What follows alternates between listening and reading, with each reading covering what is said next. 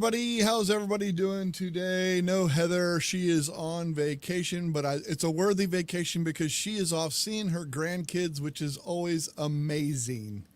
That's fantastic, especially with COVID and all the stuff that's going on in the world.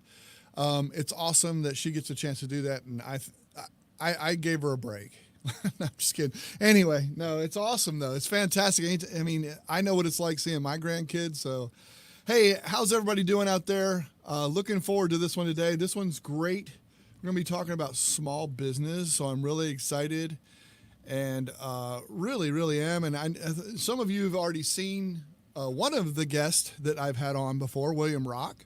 William is a product expert like me, so I invited him back on. Actually, he invited himself back on with his friend Josh or someone that he works with. So, no, I'm kidding. He didn't. I needed a guest, and I was begging and pleading. So, Josh, you're last minute, but no, I'm kidding. Again, I'm just making all this up. Hey, what's up, Phil Boyer? I just want to say hey to everybody out there. You guys, I think this will be a good one for anybody that has a small business or just a single person business or something like that. I think it's going to be awesome. So let me bring them in.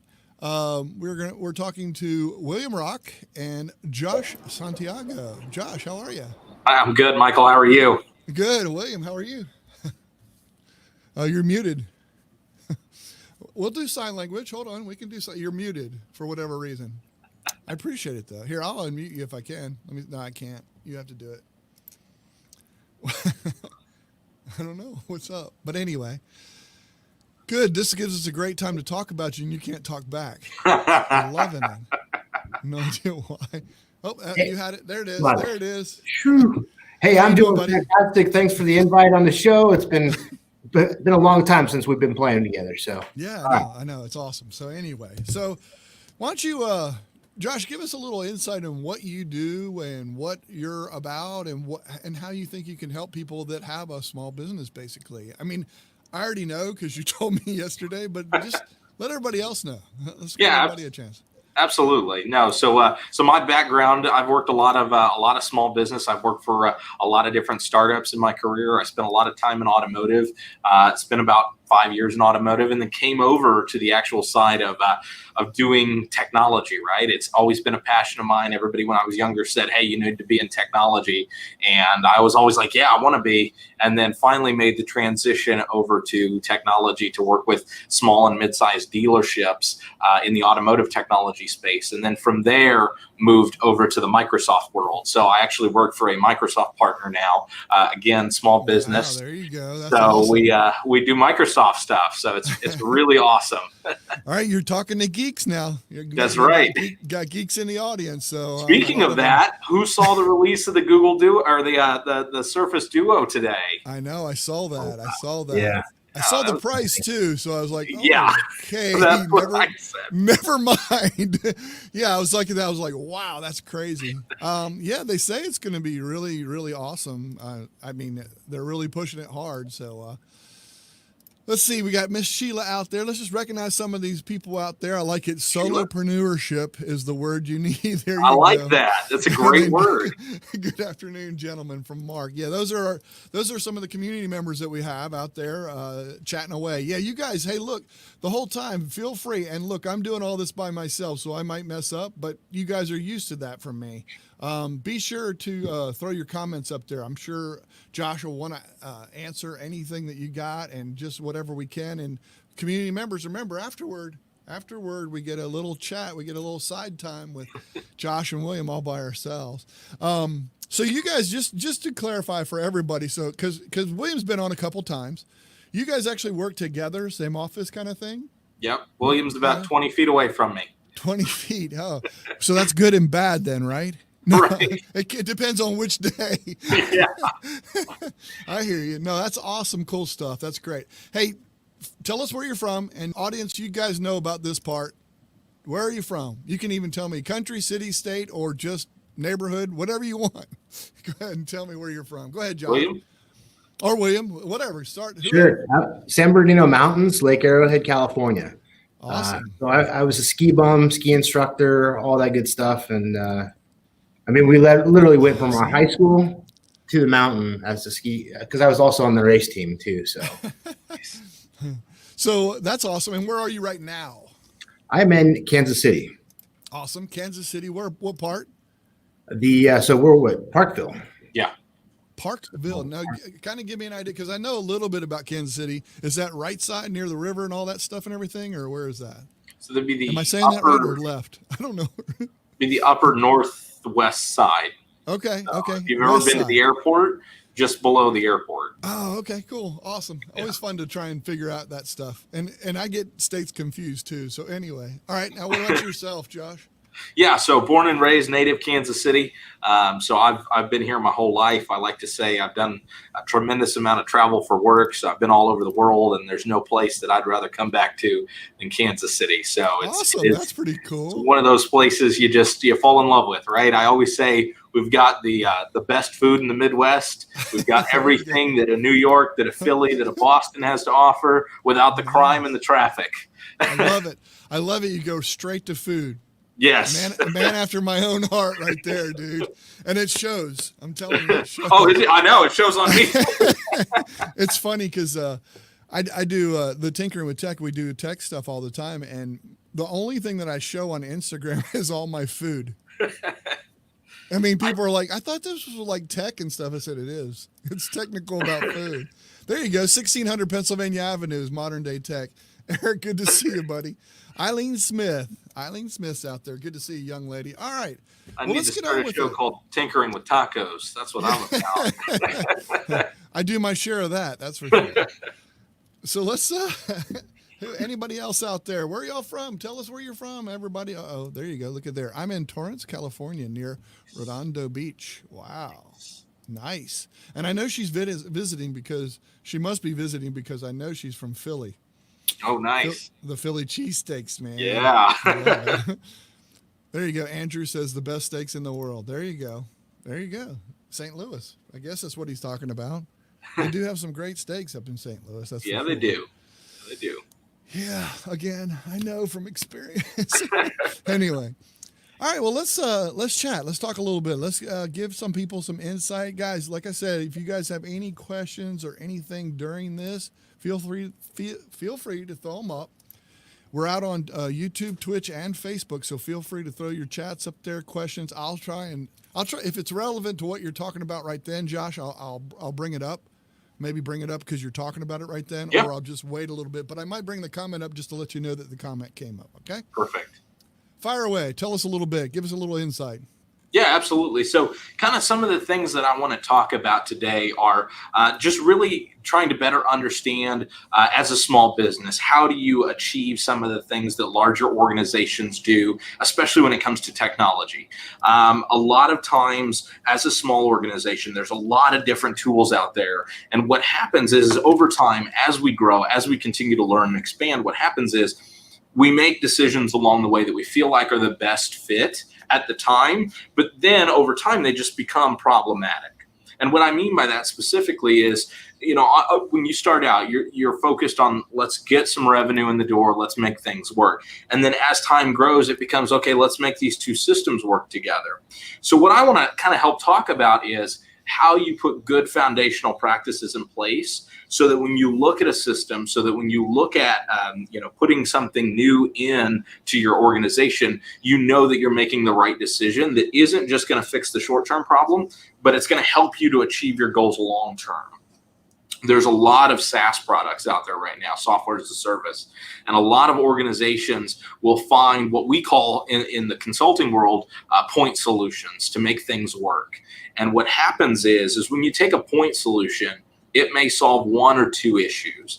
And then that one or two issues get solved. But then as we grow and we expand, we realize that, hey, here's two or three other point solutions that we now have. And so now those two or three other point solutions, well, we need to make them talk to each other. So some of the tools that we can use to determine how, as an organization, we need to pick software and how we need to make the two marry together is really important. Because in consulting, where I come into a lot of times is a lot of organizations have made the decision to pick softwares and pick tools, and then 3, 2, 4, 5 years down the road, they realize that they don't talk to each other, and then they have problems. So some of the things that you can look at up front and some of the best practices for putting good systems in place are their interconnectivity. So looking at applications that have a lot of robust integration features, whether that's with tools like Zapier or 𝐿𝐼𝐻 or Microsoft Power Automate. Those are great tools to just do simple automation tasks. And for the small business owner, for people that are solopreneurs, I love that word, by the way, great word. That's awesome. to small, 5-10 person teams, it becomes important to be able to do something as quick as possible. I know a lot of small business owners. I've been in small business for a long time. I've started a few myself. So I realize that your day is super packed with things you got to just get done to make it work, right? So having these little automation tools like Zapier is a great one. If you're familiar with those, you can schedule and automate tasks to send emails, to automatically connect 2 different data sets, things like that. And then all of those tie together so that you're not spending your day focusing on other things that aren't necessarily important. You're spending your day. Or your business. Exactly. Yeah. Right. Let me ask you this. Do you, as far as the consulting part and things like that, I know we're talking software right now. Do you get involved, or your company, do they get into the physical part of it? Like, this line isn't running right, we need to consult you and maybe consolidate this. And is that part of it too? Oh, absolutely. 100%. Because I know some businesses are like that. You know what I'm saying? Like a small business that's maybe, I don't know, manufacturing or even construction, or, you know what I'm saying? You can really do this a lot. Oh, okay. So it's the whole package. It's not just software. Correct. Yeah. Okay. I just want to make business sure. process consulting is a huge part of what we do, right? We have a philosophy here. It's people first, process is second, right? A lot of companies will get the cart before the horse. A lot of companies think you need to implement Microsoft Dynamics or Salesforce to be successful. That's not necessarily always the case. Those are just tools that help you to achieve what your organization is trying to do. But a lot of organizations can accomplish the same thing with good process. A lot of what we find is people will get hooked into a particular product, a particular software, and they don't have a good process in place. And if you don't have a good process in place, what happens is you waste a lot of time dealing with the inefficient process to make the system work. So that's the big key there, is solving some of those issues. And that's what we spend a lot of our time helping organizations work through, like, for example, user adoption. A lot of organizations struggle with getting their people to just adopt the technology, to just do the work. And so a lot of what we do is consulting around how we can best achieve those things. And one of the biggest things that I can talk about is bringing in outside people, not consultants, but outside of the core team that's doing it. And this applies to software, this applies to business practices, this applies to the whole breadth of things. I always like to say I'm never the smartest person in the room. It's why I hire good people. I hear you. I have no clue, honestly. I have very little understanding of the work that goes into making the SEO function as it does. William does a fantastic job with that. Right. William's on our team for that exact reason. Right. I don't have the capacity to deal with it. So as a business owner, as a small business owner, understand and recognize your limitations and be transparent about it. Ray Dalio talks about radical transparency in an organization, whether it's large or small. Having that radical transparency, if you're open and honest and say, I don't know about this, but I'm going to hire somebody that I trust that does, it makes a huge impact, because now I don't have to focus on that every day. I have somebody I trust that knows what they're doing, that can go after it. But it's also bringing them into the whole conversation. And what happens so many times is senior management, IT, sales will make a decision. And even in the small business world, sometimes, and I get it, as a small business owner, it's you, and you're the only one that cares about your business as much as anybody else. That's just the pure fact of the matter. Nobody's got the risk in it that you do, right? Yeah, exactly. So you care about it. But at the same time, it's always beneficial to bring in outside people that are outside that core decision-making process. The way my boss has put it to me is, he's like, I'm going to make the final decision regardless of what everybody says. But I want everybody's input to know if my decision's right or if I'm off base. I love that. I love that. I'm sorry, I don't mean to interrupt you, but I just want to say, though, here's what I thought about this after talking to you and listening to you right now. It makes me think, okay, so I'm a baseball coach as a volunteer. the coach is the one that gets chewed out, whatever, if we lose or whatever, or win, he gets the recognition. But it's kind of what you're doing. Okay, let's say I'm an owner of a small business. Yep. I don't have any of that guidance. I know how to run a business. I'm pretty successful, but the problem that I'm having is I can't, you know what I'm saying? I don't know where to look to or what, and sometimes you coming in reminds me of being the coach.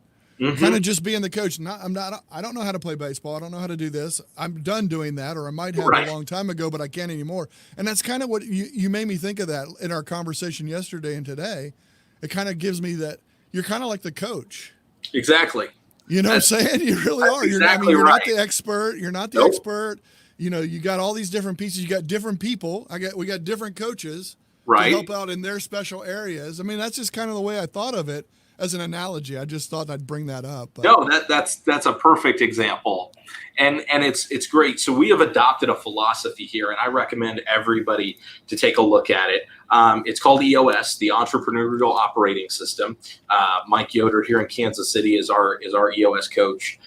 But it is a different philosophy. There's so many different management theories out there, right? But this one is about putting the right people on the right seat in the bus.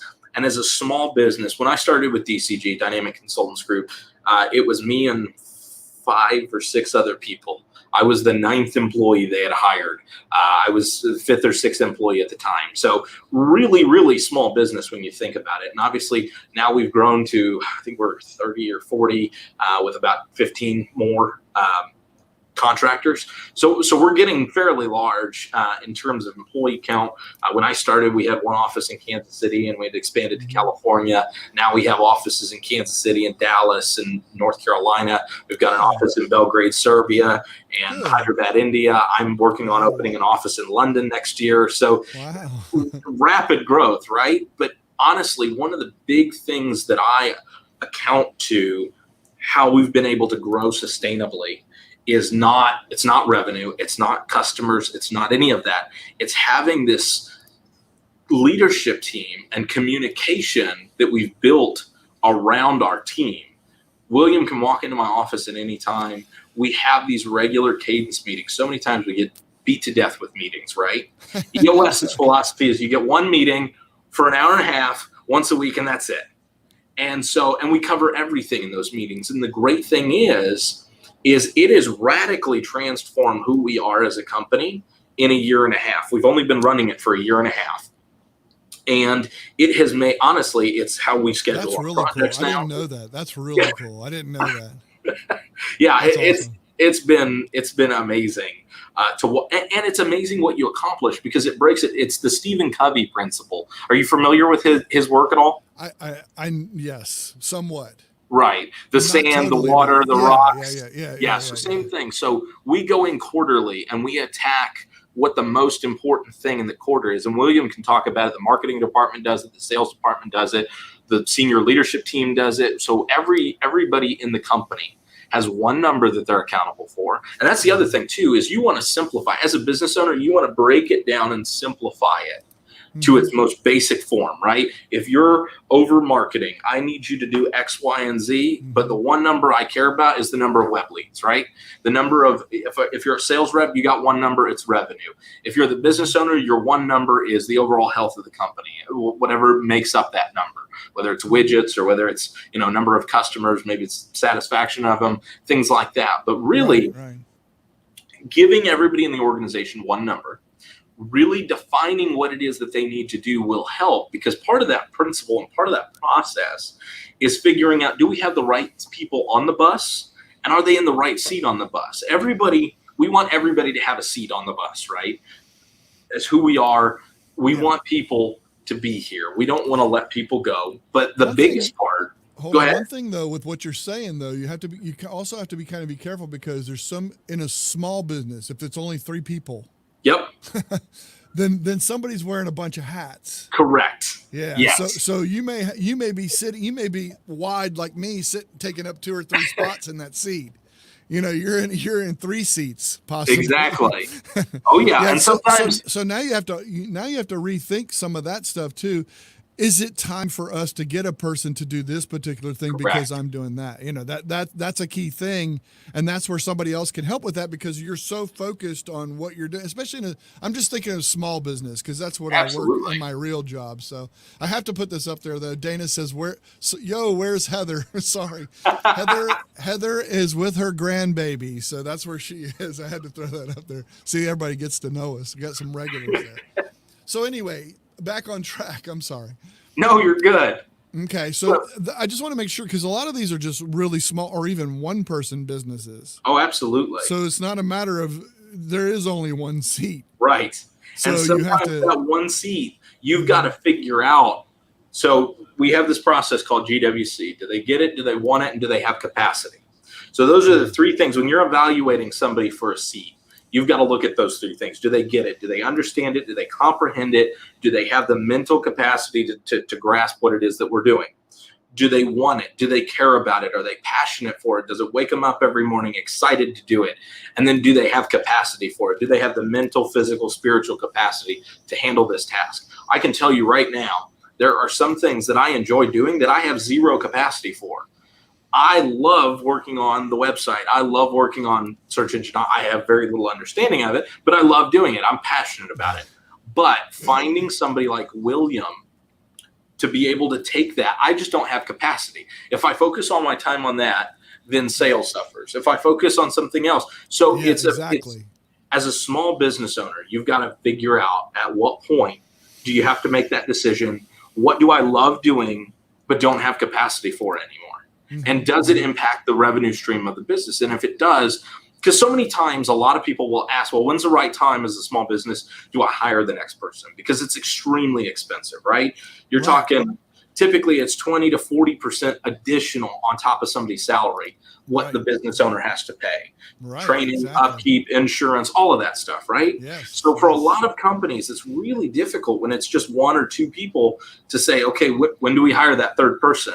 So the way we looked at it, and a lot of us in senior management at the time, does Salesforce have plans to update to 2021 from the mid-90s? The only reason I bring that up is because it's kind of based on what you're talking about right now. If you think about it, some software doesn't update and come into the real world. So it can keep you behind.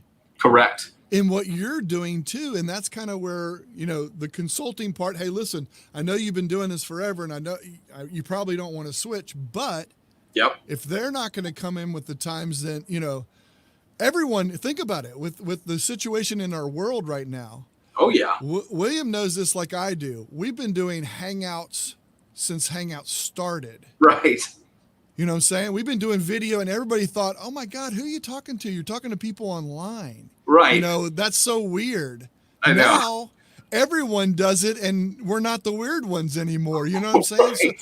So that's all I'm saying is, and she brings up a great point there. If they don't update, then you kind of have to either think about, I either have to change or update or do something like that. And Zara is part of the small business that I'm talking about, a one person type thing. So, and Phil says for us, the tools we use almost double as employees. Absolutely. That's a good point. That's a good point. That's a great point. That is a great point, because if you have a system that's not working, it's taking more of your time to deal with that problem, which means it's taking more of your capacity away. Right. Exactly. And Salesforce is one of those, it's getting, when they came out in the 90s, right? They were anti-software. Remember, no software. That was their big campaign. Well, they've gotten to be this big giant corporate entity now that they're an elephant and they're slow to move. So, that's the unfortunate thing is sometimes you do see that. And that's what we see a lot of times. There are still customers I talk to on a weekly basis that are running, Windows 98 servers. I'm not kidding. So it's kind of scary to think about sometimes. I mean, I'm literally, we're still the weird ones. We're still the weird ones. You're right, Phil. But I mean, literally, there's no joke. There's companies that run $50-100 million in revenue that are still running on floppy disk. And it's like, no, I know.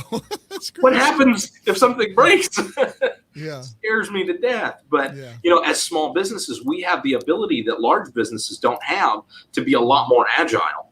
One of the big things that gets us consistent deals all the time, and what I hear from a lot of our customers, because technically we are still considered a small business. We're not over 50 employees, and we're not over $50 million a year in revenue. So for us, we're still technically considered a small business. So for us, one of the big drivers that sets us apart, not only price is not one of them.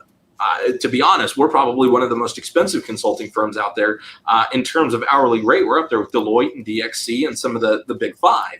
But what sets us apart and what gets us consistent results is our speed of response.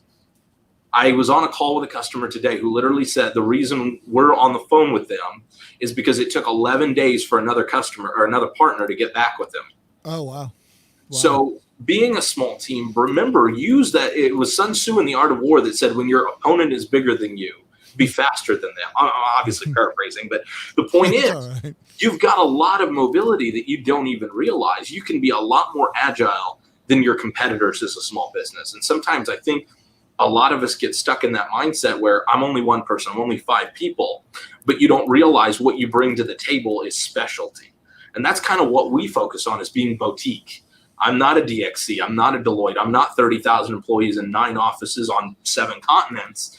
I know there's only 4. I totally butchered that one, but you get my point, though, right? You've got a lot of ability to move around. And I think, to your point, you're absolutely right, especially when it comes to the changes in the world, right? I'll never forget the first week everybody started being on video conferencing. I was like, what are you guys, what is this? Why are you guys all like freaked out about being on Zoom meetings? Like, I'll never forget when my friends found Zoom, they thought it was the greatest. I'm like, I've been using this thing for like a year and a half. It's like, I forget. No, right. I use it every day. They don't. So yeah, 100%. And I think being exposed to that and opening that up, I think is a key thing too. I mean, it's just like I said, okay, so I'm in the construction business. So we have to go to, they have a meeting with all the people that are going to be working on, let's say it's a grocery store. Everybody, they have a meeting where we all work out how the plan's going to go and all that kind of stuff. And I said, you could save us a lot of time and money if you just did this on a video call. Here's Hangouts. I'll be on there. If you want us to be there, join, add that to whoever's coming. Right. No, we want to see you physically, all this kind of stuff. And they didn't have the technology. Right. They just didn't have the technology and didn't want to go through it. Now you have to. Oh, absolutely. You can't see them in person. No. So the pre-meeting is all taken care of that way, but it saves so much time and money. If you think of the gas and all that stuff and saving your company money, it actually, in the long run, and don't take this the wrong way, anybody that's listening, this actually has helped us. It's actually helped everyone. Oh, absolutely. In a lot of ways. Lot of ways. So anyway, I don't mean to sit here and beat a dead. Go ahead, William. Another thing you can do is go back and listen to the actual audio recording of that meeting. Right? So when you're at home, everybody's working out of their house right now due to the pandemic, but at the same time, as you may have just missed something because the dog was barking in the background. You can go back to that video meeting and play it again where you did miss it, and then now you're 100%. On track with it. I agree, and I think that's so incorporating that with what you guys have to do with the consulting part of it. Again, you have to re-coach or rethink or whatever, and people are faced with different situations and different things now. Now you have to incorporate that into what you guys are doing. This is all good stuff. Hey, listen, folks, be sure if you have any questions, put them in the chat and stuff like that, or if you have any points that you want to bring up, please do. We're going to wrap this up here in just a little bit. I got about 5-10 minutes left, maybe 5.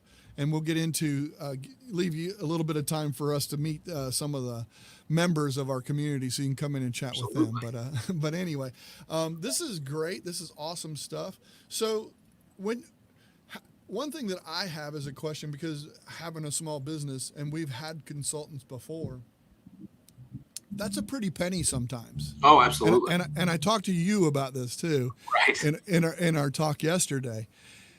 How do you include in the consulting part of it? Say, hey, look, here's what it's going to cost. Here's how you can incorporate this into your business and how we can help and get success and make this better and make that money worth its while? I mean, do you have to sell it that way sometimes? I'm just curious. And William, Yeah. maybe you can touch on this too, because you're in the marketing end of it or whatever. But just something that, because when you're a small business, Absolutely. every penny counts. Absolutely. Oh, believe me, I completely understand. And Yeah. that's one of the things that, because I've sat on the other side of the desk, right? I've had to be the one looking for a consultant. I have that experience. I've had to walk upstairs and say, I need, X amount of dollars for a budget for this consultant to come in and do this, or for this implementation or whatever. And I've gotten walked out of the room and laughed at.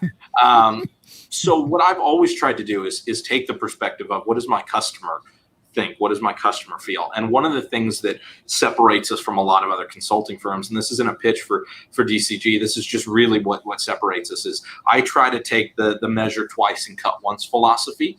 So what we do is we go through a very extensive process of documenting exactly what needs to be done, so that when we start quoting services, there's not change orders later, right? The times that we do have change orders and overages are the customer just likes us so much, they find that they want us to do something else.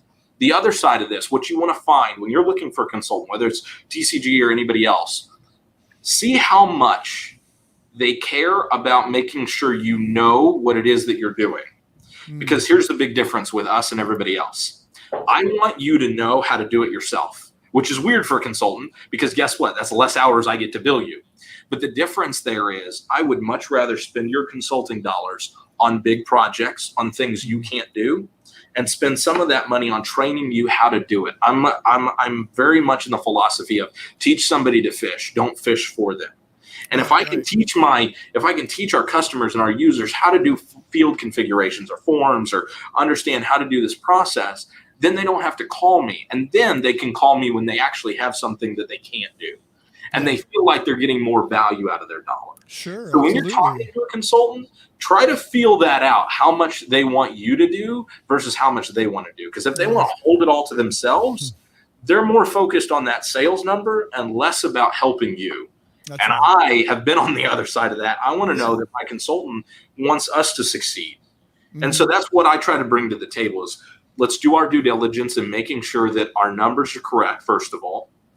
I'd rather be over on hours estimating it than have to come back and ask you for more, because I've had to be the guy that has to go back and say, they didn't quote this right. I need another 50 grand, or I need another $10,000. It doesn't look good. It makes me look like an idiot. I don't want to make my customer have to go to their boss and look like an idiot because they didn't scope it right.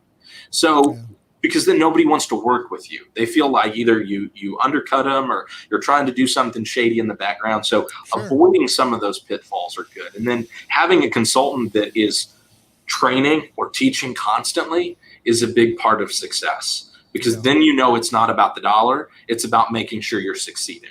Yeah, no, I understand that completely. I get the part on, especially the change order part in the construction business. Change orders are unbelievable. And most of it's because somebody adds work or whatever and all that kind of stuff. But I tell you, the biggest thing is too is to justify. Here's a company, they might not be making that much money. Right. You know what I'm saying? As a small business, so they may not have the opportunity to. I mean, they're right on the verge of growing. Yes. Do you know what I'm saying? They're right on the verge. Absolutely. They could just push this over and actually almost double, triple their sales, but they don't want to spend the money. They don't want to invest that money in a consultant that can help them get to that point. Do you know what I'm saying? I mean, I know that absolutely. We've been there. Our small company has been there.